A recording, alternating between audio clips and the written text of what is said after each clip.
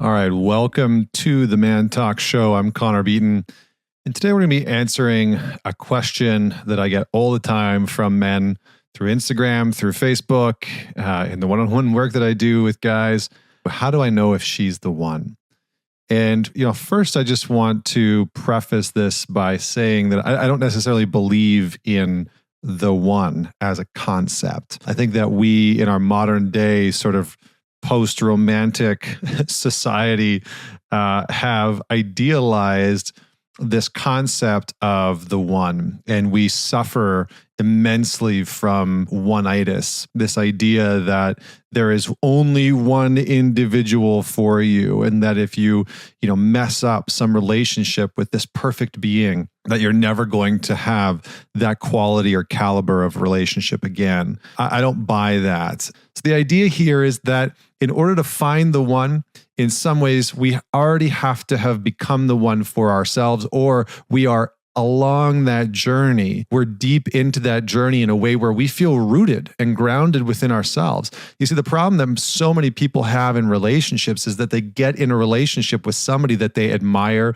that they appreciate, that they respect, and they have more admiration, more respect, more appreciation, more love for that other person than they do for themselves. And that's where things really start to break down. So as a man, one of the most important things that you want to look for as you enter into this journey of looking for the right partner is, are you the right one? Are you in a place in your life where you can, in some capacity within yourself, be an embodiment of being the one, of feeling confident in who you are, of feeling grounded and appreciative and respectful towards the man that you've become? Because that's really the very first part to this whole conversation that often gets missed, right? People often put out the 10 things that you need to look for, or whatever the case may be. And what they don't talk about is you and who you are when you are dating, who you see yourself as. That relationship to yourself is, in my opinion,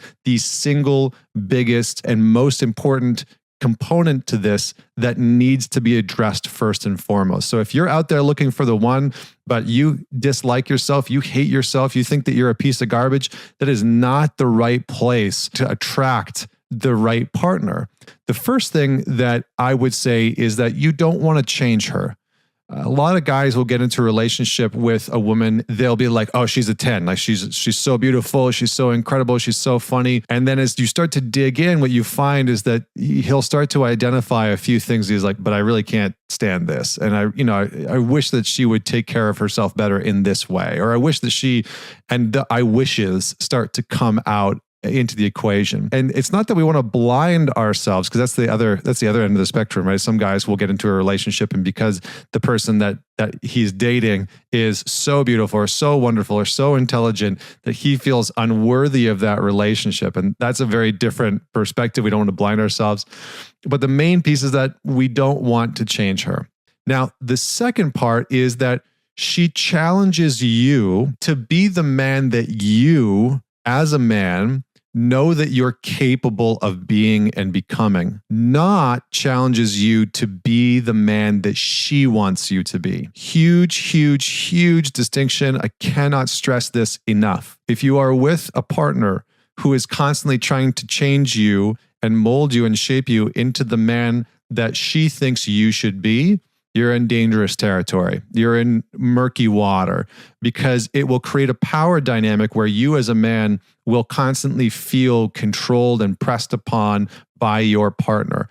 And vice versa, right? If you are trying to change her to be the version that you think she should be, she should get the hell out of there, right? No human being should be in a relationship with another individual when that individual is trying to force or coerce or manipulate their partner to change into someone that they think they should be. The next one, which is really important, is that you are willing to own your shit, and you aren't trying to hide things from her. Now, you may have past patterns and past relationships where you've hid things and you've been out of integrity, but when you've found the one, you want to bring those things forward, right? When you found a partner that you are committed to, you want to bring some of these pieces forward. Now, this might mean apologies, right? It might mean apologizing for things that you've done or said or in the ways that you've behaved. It might mean that you are owning where you've been out of integrity, owning where you have dropped the ball, where you've failed, where you haven't maintained your word, but you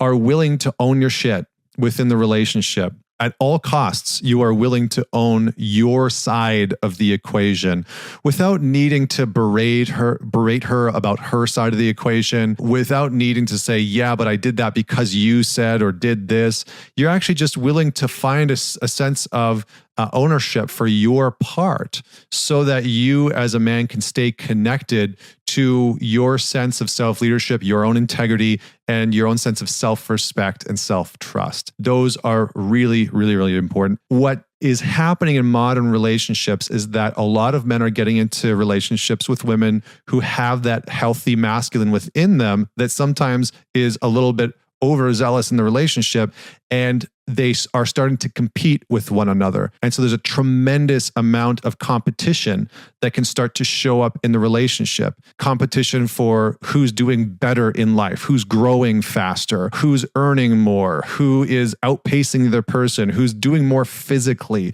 who is accumulating more, acquiring more. And so it's all these very like masculine, competitive traits start to show up in the relationship. And it can really diminish the attraction. It can diminish the polarity. It can diminish the communication, because what will start to happen is that we as men will start to engage in competition with our partner as if we were competing with another man. And when we do that, how we compete with men is a very different experience. The rules are very different when it comes to competing with men. And so how do you know that you've found the one? You're able to shift out of this space of needing to compete with the woman that you're dating or with the partner or the person that you're dating. So start to build that relationship to self. Thanks so much for tuning in. Don't forget to tag a friend that you think should listen to this and watch this and leave a comment. Thank you so much for tuning in.